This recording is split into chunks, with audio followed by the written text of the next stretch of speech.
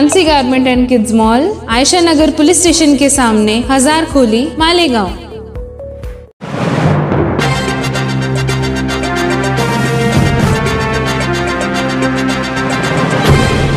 देखते रहिए the prime news Abdul Rahman के साथ।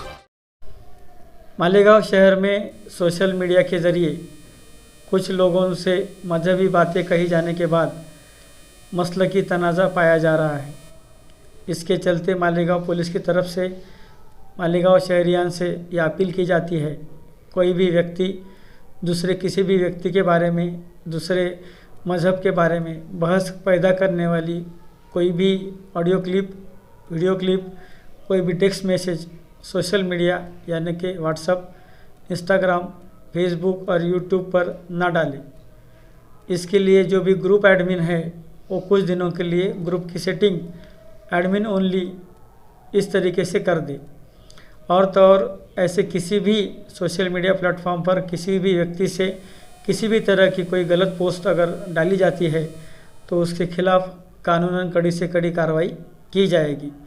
उसके चलते हमने साइबर क्राइम ब्रांच नासिक ग्रामीण पुलिस इनकी तरफ से भी सोशल मीडिया प्लेटफॉर्म पर कड़ी नज़र बनाए रखी है।